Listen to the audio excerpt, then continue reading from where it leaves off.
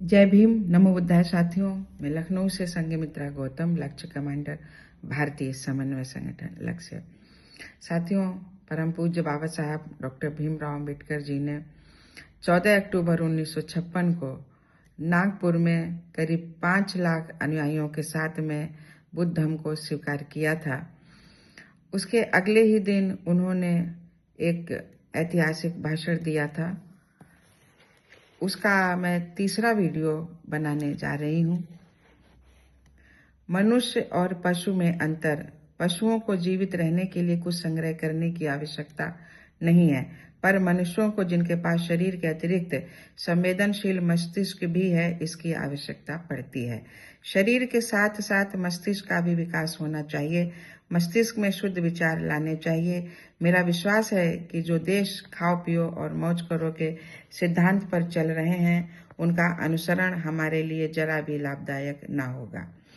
जिस तरह से निरोग रहने के लिए स्वस्थ शरीर चाहिए, उसी तरह हमें दिमाग की संवेदनाओं को भी विकसित करना चाहिए, वरना ये कहना व्यर्थ होगा कि मानव का विकास हो रहा है। मानव मस्तिष्क क्यों बीमार पड़ता है? महाराष्ट्र के संत रामदास ने कहा था कि यदि किसी आदमी में उत्साह की कमी है तो वह शारीरिक या मानसिक रूप से रोगी है। आदमी में उत्साह का संचार कैसे होता है? यदि जीवन में उत्साह ना हो तो उसे एक तरह से बोझ की तरह घसीटना ही समझा जाएगा। उत्साह ना हो तो कुछ भी प्राप्त नहीं किया जा सकता। उत्साह भंग होता कैसे है? जब मनुष्य को अपनी उन्नति का अवसर नहीं मिलता तो उसका उत्साह भंग हो जाता है। निराशा से वह हतोत्साहित हो जाता है। ऐसी दशा में मस्तिष्क रोगी हो जाता है। जिसे वर्तमान कठिनाइयों से निकल पाने की कोई आशा नहीं होती, उसका उत्साह भंग हो जाता है और वह हमेशा दुखी रहता है। उत्साह आता कैसे है?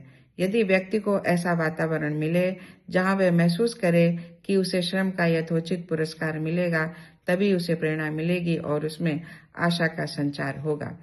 यदि स्कूल के अध्यापक ही कहने लगे, ओह, ये हीरो तो महार का लड़का है, इसने कक्षा में प्रथम स्थान कैसे प्राप्त कर लिया, इसको प्रथम आने से क्या लेना देना, प्रथम तो केवल ब्राह्मण के लड़के को आना चाहिए, अब महार के लड़के को ऐसी स्थिति में क्या उत्साह, क्या प्रेरणा और क्या आशा दिखाई देगी?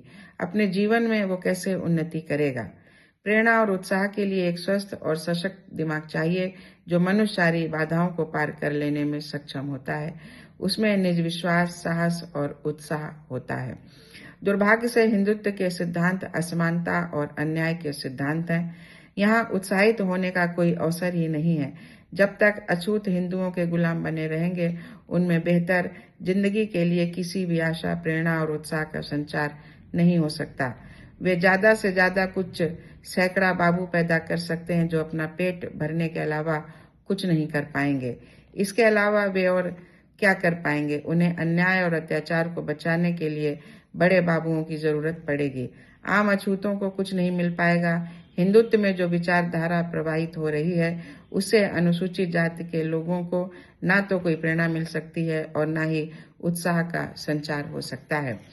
मनुष्य तभी प्रेरित हो सकता है जब विकास के लिए उसका दिमाग स्वतंत्र हो। आप मिल मालिकों को जानते हैं, वे मैनेजर नियुक्त करते हैं जो श्रमिकों से काम लेता है। मालिक तो अपने काम में इतने व्यस्त रहते हैं कि उन्हें अपने मस्तिष्क के विकास का समय भी नहीं मिलता। वे धन एकत्र कर धन कुबेर बन जाते हैं, पर दिमागी तौर पर बौने ही रहते हैं।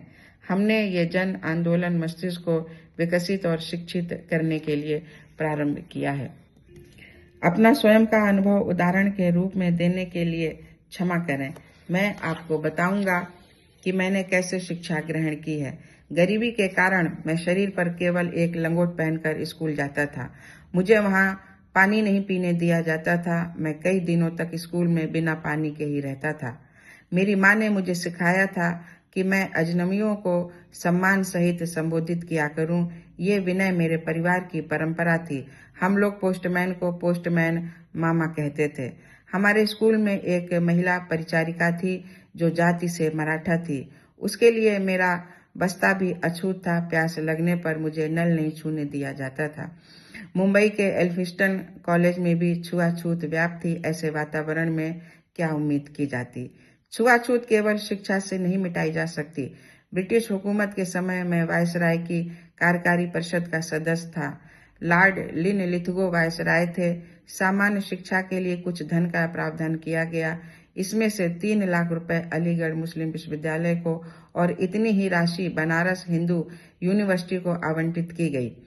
एक दिन बातचीत के दौरान मैंने वायसराय से कहा कि आपने इन विश्वविद्यालयों को 3-3 लाख रुपए आवंटित कर दिए, पर अछूत ना तो हिंदू हैं और ना मुस्लिम। वे इन दोनों समुदायों से बहुत पीछे हैं।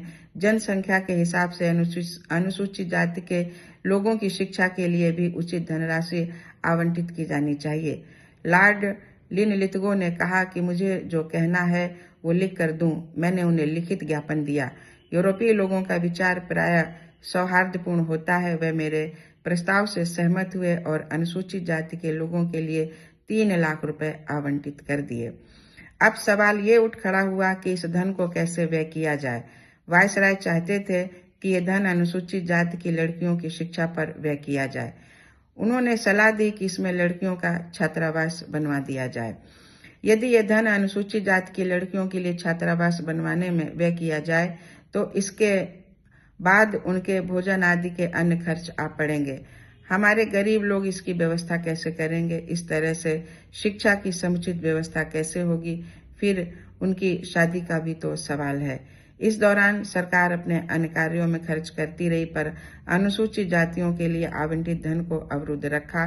तब मैंने पुनः वायसराय के पास गया और सीधे बात की। मैंने उनसे पूछा, क्या मैं 500 स्नातकों से बेहतर नहीं हूँ? हाँ, बिल्कुल हो, वायसराय ने जवाब दिया। तब मैंने पूछा, क्या ऐसा पूछने का कारण आप जानते हैं?